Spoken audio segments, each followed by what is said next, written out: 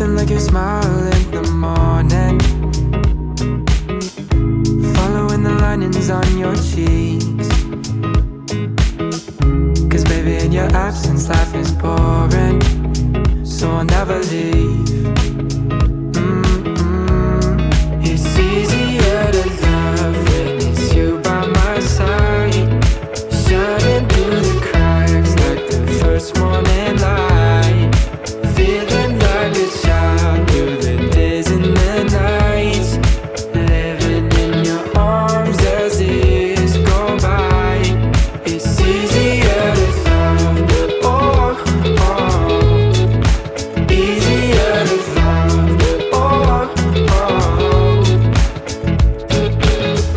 There's nothing like the way that you adore me. I can feel love from miles away. And the light in your eyes tells me stories of life in a more perfect place where I wanna stay. It's easier to love when it's you by my side, shining through the cracks like the first morning light, feeling like a child through the days and the nights, living in your arms as years go by. It's easier to love, oh, oh, easier to love, oh. Coucou tout le monde, j'espère que vous allez bien. Alors aujourd'hui, vous l'aurez vu dans le début de ce vlog, on a été passer la journée à Paris pour fêter le début des vacances et on a été à l'exposition qui s'appelle Pop Air qui est dans le parc de la Villette. C'était très sympa. C'était un petit peu cher quand même, mais on a passé un très bon moment, on s'est beaucoup amusé, c'était hyper coloré, hyper joli. Et ensuite on a été manger un bon bol de ramen avant d'aller admirer la vue en haut des Galeries Lafayette et de prendre quelques macarons pour la route.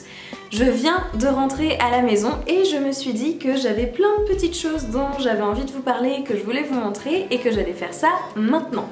La première chose, c'est que j'ai réussi à sauver une des fleurs du bouquet que m'avait offert mon élève. Donc j'en profite encore un peu, il est actuellement posé sur la table basse. D'ailleurs je vois qu'il manque un petit peu d'eau dans le mini vase que j'utilise. Donc il va falloir que je le remplisse. Mais je suis vraiment très contente d'avoir encore ça avec moi et elles tiennent vachement bien.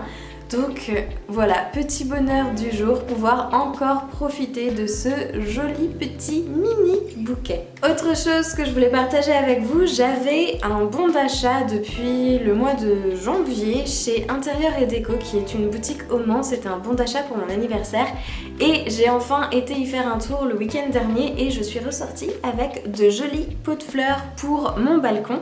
Donc le premier c'est celui-ci qui est tout gris et qui ressemble un petit peu au pot de fleurs rose que j'avais acheté chez Truffaut. Donc j'étais assez fan, il est assez lourd mais relativement grand et je sais pas du tout ce que c'est la matière, on dirait un petit peu du ciment.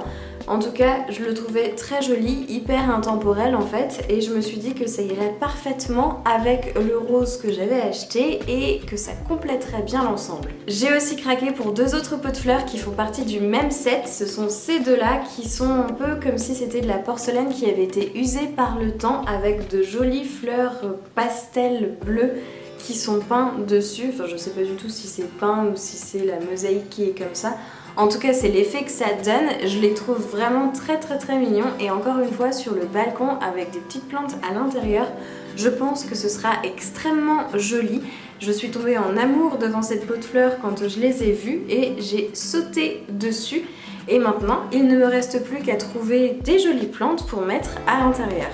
Autre chose encore liée aux plantes, ce week-end quand je suis rentrée pour voir ma famille, ma petite sœur m'a offert des boutures de sa misère qu'elle a rempotées. C'était la première fois qu'elle rempotait des boutures, on a fait ça ensemble et elle me les a données, elle en a fait plein d'autres pour elle. Mais du coup elle m'a donné celle-ci et je suis vraiment super contente parce que c'est une des misères que j'ai pas encore à la maison. Donc j'ai vraiment très hâte de la voir pousser et de la voir s'étoffer, d'en faire une très belle plante. En tout cas pour le moment ça a l'air de plutôt bien fonctionner. Je l'ai posée sur la table basse, je sais pas encore où je vais la placer dans l'appartement mais je suis assez certaine que je trouverai une petite place très rapidement pour la mettre. La semaine dernière, j'ai aussi passé commande sur la boutique Big Boobs and Little Toes et c'est arrivé il y a de ça quelques jours, donc j'avais envie de vous montrer ce que j'avais acheté. Alors Big Boobs and Little Toes, c'est une boutique qui a été créée par Emily, qui est une dessinatrice très talentueuse et qui a sorti une illustration en édition limitée qui est celle-ci, cette jeune femme absolument superbe qui est en train de lézarder au bord de la piscine avec marqué Still Fab. Je trouve que c'est une illustration qui correspond parfaitement en plus à l'atmosphère de l'été. Je trouve ça hyper pétillant, ça met de bonne humeur, ça me met en joie. Et j'avais très envie de l'avoir accrochée au-dessus de mon bureau. J'ai très envie de me créer une petite galerie murale où j'aurais mis des illustrations qui me plaisent et qui m'inspirent, où j'aurais pu mettre aussi les broderies que je fais, où j'aurais pu mettre aussi le tissage que j'avais créé, de faire un petit peu ça, cette galerie d'inspiration au-dessus de mon bureau. Et vraiment, cette affiche, je la trouve absolument extraordinaire. En plus, elle est signée, elle est numérotée, il y a le petit tampon de la boutique qui est juste derrière. Bref, je la trouve vraiment superbe et je n'ai pas résisté quand je l'ai vue sur son site. J'en ai aussi profité pour prendre autre chose et c'est cette petite carte postale pareil avec une nana qui est très colorée, pétillante, qui me fait énormément penser au printemps. J'étais un petit peu déçue de ne pas l'avoir en plus grand format parce que pareil j'aurais aimé l'avoir en gros au-dessus de mon bureau tellement elle est jolie. Mais bon, j'ai pas résisté, j'aimais tellement l'illustration que je me suis dit que j'allais la prendre quand même au format carte postale. Donc pareil, ça ira rejoindre mon espèce de mur d'inspiration au-dessus de mon bureau qu'il faudra que je prenne le temps de créer. Et d'ailleurs, en parlant de broderie que je voudrais accrocher sur ce mur d'inspiration, j'ai un petit peu avancé sur celle de Marion Romain que j'ai entamée la semaine dernière. Donc j'ai réussi à faire le chapeau de la petite demoiselle et les feuilles des tournesols. Maintenant, il me manque du fil parce que je n'ai pas la bonne couleur pour faire les pétales des tournesols, donc c'est un tout petit peu en stand-by. Il faudra que j'achète la bonne couleur de fil parce que j'ai pas de jaune pour faire les pétales et je reprendrai avec délectation cette broderie et je croise les doigts, mais je pense que je réussirai à la terminer avant la fin de l'été. J'avais aussi envie de vous parler de 2 lectures que je suis en train de faire en ce moment. Donc il s'agit des Carnets de l'apothicaire dont je vous avais déjà parlé dans un vlog. C'est pas l'histoire la plus extraordinaire du monde, mais je suis quand même hyper investie, j'adore les personnages, je trouve que l'héroïne est fantastique, elle est pleine de ressources, elle a une histoire qui est un petit peu compliquée, donc on sait pas trop comment elle va se tirer de toutes ces aventures. Et c'est hyper agréable à lire, c'est doux, c'est joli, c'est bien dessiné. Donc pour la faire courte, les Carnets de l'apothicaire, on suit l'histoire d'une jeune fille qui a été enlevée, qui a été placée dans la cour intérieure où il y a toutes les concubines de l'empereur et qui doit s'occuper d'une de ses concubines. Bien évidemment, elle a des connaissances dans la fabrication de médicaments et de poisons.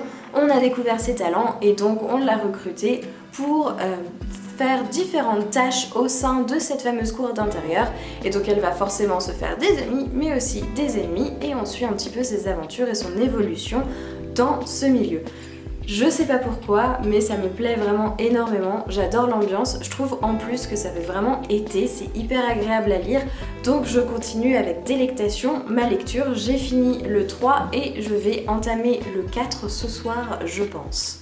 Et un autre livre dont je voulais vous parler qui ne sera pas à mettre entre toutes les mains, je vous préviens dès maintenant, c'est Libre, manifeste pour s'affranchir des dictats sexuels qui a été écrit par Ovidie et illustré par Digli et qui est en fait un petit manifeste justement divisé en différents chapitres avec chaque fois un texte qui est extrêmement bien écrit par Ovidie et illustré par une petite BD à la fin et qui recense différents thèmes autour du poids, de la pilosité, de l'âge, etc. et qui permet d'avoir un autre regard sur le sexe tout simplement que celui qu'on peut avoir dans les médias, dans les publicités, dans la société en général. Je vais pas trop m'étendre sur le sujet mais en tout cas j'ai lu les premiers chapitres, j'ai trouvé que c'était vraiment très bien écrit, c'est léger, c'est décomplexant, ça fait du bien au moral. Et si jamais ça vous tente, eh bien n'hésitez pas à mettre la main dessus. J'ai fini de vous parler des nouveautés à la maison et maintenant j'ai envie de vous parler de mes plantes pour changer. Il y a deux plantes qui vont extrêmement bien à la maison. La première, c'est ma Calathea White Star qui a déroulé sa nouvelle feuille dont je vous parlais la semaine dernière, qui est impeccable. Il n'y a pas une trace abîmée sur cette feuille et je pense vraiment que c'est grâce à la semi-hydroculture. Donc je suis ravie d'avoir fait le changement, de l'avoir passée en semi-hydro. J'espère qu'elle va continuer de pousser, de me faire de super belles feuilles et j'ai très hâte de voir l'évolution de cette plante et de la voir retrouver toute sa splendeur d'antan. Donc vraiment je suis absolument ravie, la nouvelle feuille est superbe. Une autre plante qui va extrêmement bien en ce moment, ce sont mes tubercules de caladium qui ont énormément poussé. Donc on est rentré, je vous le disais, le week-end dernier, on est parti 3 jours et quand on est revenu, mes caladiums avaient déroulé plusieurs feuilles, donc ils sont en train de vraiment très bien pousser. J'ai l'impression que l'emplacement auquel ils sont en ce moment est vraiment génial pour eux et donc je pense que d'ici quelques semaines je vais pouvoir en refaire une grosse potée pour les mettre ensemble, mais en tout cas je suis vraiment super contente de voir à quelle vitesse ils sont en train de pousser. Ils m'ont pas du tout posé de problème cette année et quelque chose qui me frappe avec ces caladiums, c'est que malgré le fait que j'ai dû couper une grosse partie des tubercules l'année dernière parce qu'ils ont eu des sciarides et que cette année je les ai plantés assez tard dans la saison, et bien en fait ils repartent super facilement. Ce sont des plantes qui ont l'air en fait assez résilientes et assez faciles, donc vraiment je suis très fan et je pense que l'année prochaine eh bien j'étendrai un petit peu les variétés que j'ai à la maison parce que j'ai envie d'avoir encore plus de couleurs dans mes caladiums. Une dernière plante dont je voulais parler aujourd'hui, c'est de mon Xanthosoma lindeni qui elle est un petit peu mitigée et dont il va falloir que je coupe des feuilles. Elle m'a fait plusieurs nouvelles feuilles qui sont en bon état, mais toutes les anciennes feuilles qu'il avait quand il est arrivé à la maison sont vraiment en train de peiner. Il y en a énormément qui sont devenues marron, qui sont devenues sèches, qui ont jauni. Alors il a eu des pucerons, ça n'a pas aidé, il n'en a plus maintenant, j'ai traité plusieurs fois. Mais les anciennes feuilles ne se plaisent pas du tout chez moi. Heureusement, toutes les nouvelles feuilles qu'il est en train de faire ont l'air d'être plutôt bien adaptées. Ça me fait penser à la vidéo de Marjorie de la chaîne Marjorie's Plants qui disait que chez elle, il y avait une Calathea qui avait besoin d'abord de perdre toutes ses feuilles avant de repartir de zéro pour que les feuilles soient belles. Bah, j'ai un petit peu l'impression que c'est ça pour mon Xanthosoma. Donc il va falloir là, pour certaines des feuilles, que je les coupe et que je n'oublie pas surtout de l'arroser. Je l'ai fait ce matin mais j'ai un petit peu tendance à l'oublier. En tout cas j'espère que ça ira, mais les nouvelles feuilles sont en bon état donc je croise les doigts pour qu'ils continuent de bien pousser comme ça.